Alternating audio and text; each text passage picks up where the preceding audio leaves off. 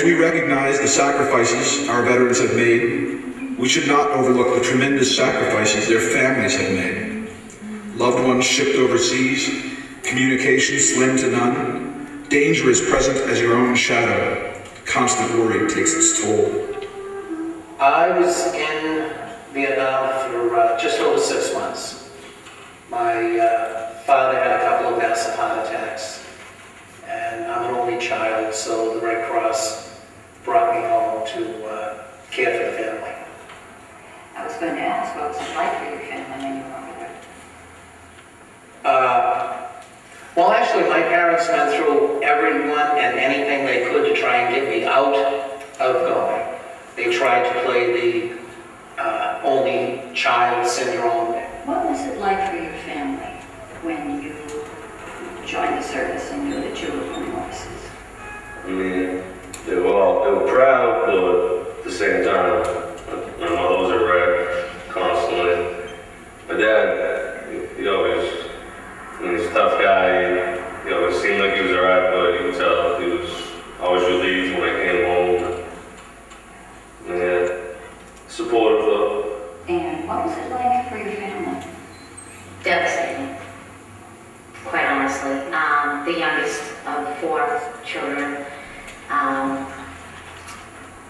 I had every intention, as well as they did, that I was going to go off to college after graduating high school, and I actually left high school early, halfway through my senior year, and I was deployed, so it was very difficult for them to understand that. Think about home? Oh, yeah. What did you think about specifically? Oh, nowadays, I guess that I was my girlfriend. She wrote me every week. The letters are good. When you think about or thought about home, were there specific images that came to mind? Yes, usually it's a girlfriend. No, I knew my mother and father were worried. I never sent any letters home that described what I was doing, waiting until after I get back. There were a lot of mothers that had sons that died, friends of mine. My mother would write to me and tell me who had died, who came home on a furlough, things like that. Were you worried about them when you were there? Yeah, I was worried about my mother, definitely. She's a little bit of a white boy, and I felt most bad for her. She definitely, she took it hard. So what did you think about when you thought about home when you were over there? I mean, I personally try to never think about home unless I'm actually calling, sit down sometime, talk to some people from back home, but other than that, I just... How come you're trying not to think about home? Just try to block it up, good time, and, there's no need. And just don't want to feel sad, I don't want to miss nothing, so just don't think about it. It was difficult in that communication was like next to nil. We got letters and so forth. We did start tape recordings though, which gave it a little more personal contact type of thing, because a letter can be kind of, not dry, but it's a letter. I took a small tape recorder with me, and we would start sending tape recordings back and forth. My girlfriend and I were doing the same thing, and it was a great day when you got to the mailbox and found a little recording there, and you played the hell out of it. I mean, most of the bases, most of them, not all of them, at least the bigger ones, got phone centers, they have internet set up. You can get internet in your rooms in most places. It's slow, it breaks up a lot, but you can get cell phones too, you pay by the minute, and those don't work very good, but it gets the job done. I try maybe once a week, saying hi, or just letting everyone know I'm okay. What did you miss most when you were over there? My family, by far. I learned to appreciate the most important things in life, which was my family, my community, and all the things that I did have.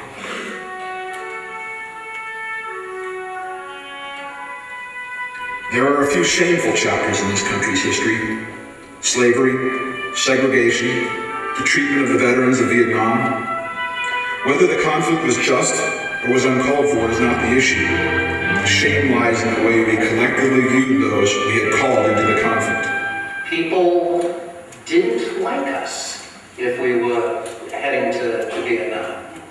I have a couple of not so fond memories of landing in Hawaii and on the way over, and of course they announced flight so-and-so on its way, and walking, because you had to disembark while they refueled, you actually had people spitting on us, and baby killers and all that. And I was 20. I found it very confusing that they're taking out their anger on me.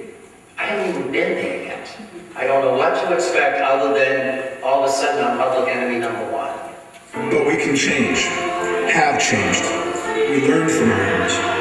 When we next deployed our people, we tried to rectify the shame of Vietnam and threw our support behind the troops. And with some of the passion with which we welcomed home our troops in the 2 world wars, we made our veterans returning from the Persian Gulf, Afghanistan, and Iraq welcome. When I came home, it was very difficult to assimilate back into society. I just left 6 months earlier with the luxuries of going out with friends, not worrying about anything, about work or danger or this or that, and then to be faced with it. When I came home, my friends were still in the same position than when I left. There was maybe lack of responsibilities. So when I came home and saw running water, or I could get up and grab something from a refrigerator, some food, that's all that was important to me. That's it. I couldn't wait to get back here. If you went the whole time, you knew it was 365 days. So everyone had a calendar that you checked off every day, and you got that much closer to home. And then I referenced earlier the Freedom Birds. It was quite a celebration when that plane left the ground, and we knew we were going home. Yeah, it was a very exciting time. And World War II, of course, was a biggie. Korean War was basically 5 years after. Incidentally, today was the 10th war began in Korea, the 25th of June. So the people were used to World War II, and when we went to Korea, it wasn't a big deal like World War II was. And people didn't pay that much attention. And there wasn't that much coverage. TV wasn't covering it like they do today. And I think when we came home, there was nothing, no parades, nothing. And we kind of felt that that was a forgotten war. But really so do I. Tell me about coming home. After the second one, it's always exciting. I mean, when you have the airplane stop, getting butterflies every time, it's nervous. I don't understand if you get nervous. It's just different. But yeah, it's exciting. Don't know what to expect. What happened when you came home this time? I went to Texas, and then I had to stay there for a couple weeks, and then got to come home back here. Actually, the police escorted me from the highway to my house, and then once I pulled on my street, there was like 200 people just clapping and cheering. Blew my mind. I didn't know what to do. Surprised. Pretty proud of you. Yeah, definitely. A lot of support. In his drama, Our Town, Thornton Wilder wrote, "Over there are some Civil War veterans, iron flags on their graves. Had a notion that the Union ought to be kept together, though they'd never seen more than 50 miles of it themselves. All they knew was the name, friends, the United States of America, and they went and died about it." Do you feel that what you did and what the guys did was necessary? Oh, yes. Yeah. If we hadn't done it, we'd be marching to a different tune and saluting a different flag. We had to do it. Yeah. For home and country. Home and country. We did in those days think of home and country. You did. Thank God. No.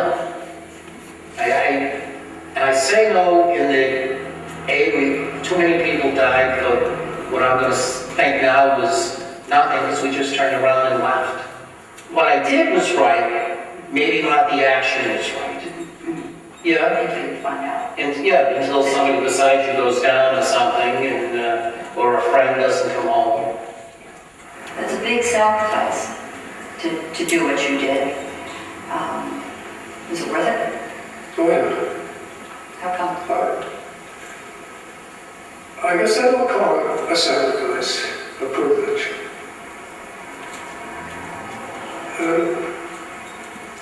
We were doing something that we knew how to be doing. I guess that's all it boiled down to. Yeah. You believed in. Oh, yeah.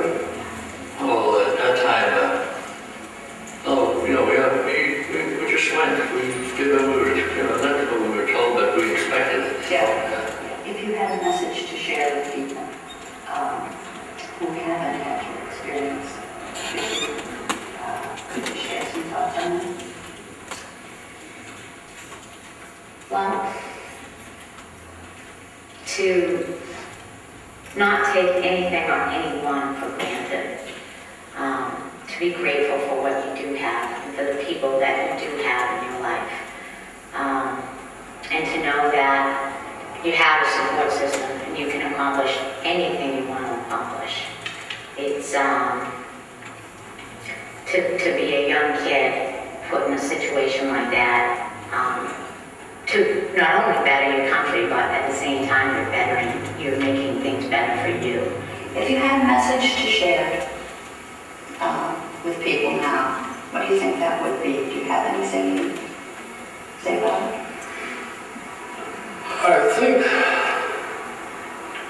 what people have forgotten, and this is on the memorial for the Korean War in Washington, is that freedom is not free.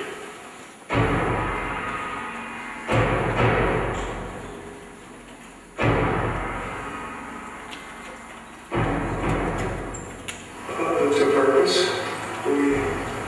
We knew why we were there, and so that made the difference. I think I do want to say thank you for considering having a Vietnam vet as part of this. I guess I don't call it a sacrifice, a privilege. There's no question. We just did what we were told. It was very difficult to go from a high school student to being put on the front line of a war that you didn't understand. Oh, everyone around you just helping each other out. I was the young American. If my country says I need to do this, right or wrong, I went and did what I was supposed to do. We had a Revolutionary War, which was different, and we'll hold on. When I come home, everyone says I'm still the same old pilot, but it's definitely changed a little bit inside. Home. The luxuries of home. Home and country. We did in those days think of home